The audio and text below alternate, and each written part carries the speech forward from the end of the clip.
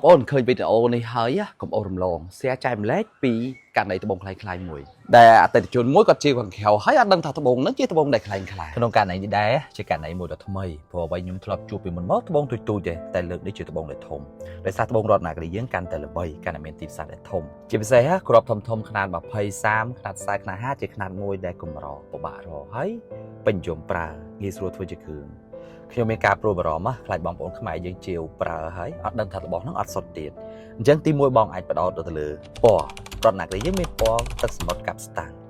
ទោះទឹកពិសេសខៀវក៏វាអត់ខៀវដាច់ដែរវានៅមានជាតិមួយលឿងជាតិកតុយកង្អោគេហៅថាជាតិបៃតងតិចទៅជាតិលឿងតិចទៅ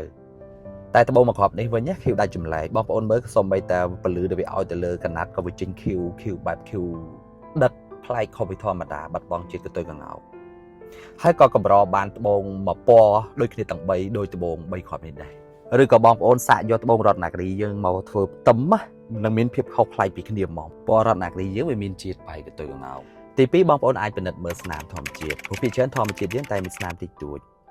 ទី3គឺជាចំណុចដែលសំខាន់គឺហ៊ុនបងប្អូនត្រូវផ្ដោតទៅមើលហ៊ុននៅគូតឬក្នុងសាច់ត្បូងហ្នឹងហ៊ុនហ្នឹងគឺជាសារធាតុរ៉ែរបស់ត្បូងរតនគិរីយើងភាគច្រើនវាមានហ៊ុនខៀវព្រឿងនៅគូតត្បូងហ្នឹងព្រឿងអត់ស្មើគ្នាហ៊ុនហ្នឹងរីឯត្បូងមួយគ្រាប់នេះគឺអត់មានហ៊ុនទេគូតវាស្មើហ្មងពណ៌វាគឺសសឡេតហើយចំណុចបន្ទាប់ផ្សំផ្សេងទៀតបងប្អូនអាចផ្ដោតមើលត្បូងហ្នឹងរៀងធ្ងន់បងអានេះធ្វើពីកែវគេហៅថា zirconia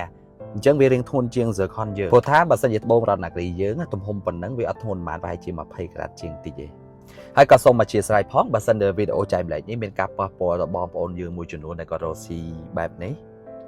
ខ្ញុំធ្វើនេះគ្រាន់តែចង់ចែកម្លែកឲ្យបងប្អូនយើងមួយចំនួនបានដឹងបានយល់និងបានការពារខ្លួនហើយសង្ឃឹមថាបងប្អូនអរគ្នានឹងទទួលបានចំណេះដឹងបន្ថែមហើយកុំភ្លេចជួយ share ដើម្បីចែកម្លែកវីដេអូនេះបន្ត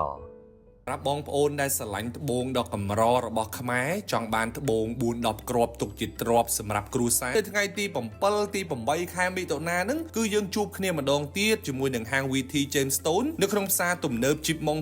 271 Mega Mall នៅក្នុងពិព័រណ៍បច្ចេកវិទ្យានិងយានយន្តដែលរៀបចំឡើងដោយបាក់សី Media អញ្ចឹងសូមកុំភ្លេចណា promotion ពិសេសបញ្ចុះតម្លៃ 50% ទៅលើការច្នៃត្បូងថ្មីគ្រប់ប្រភេទសូមអញ្ជើញទៅទិញត្បូងធម្មជាតិនៅហាង VT Gemstone ធានាថាត្បូងធម្មជាតិរបស់ខ្មែរ 100% តែម្ដង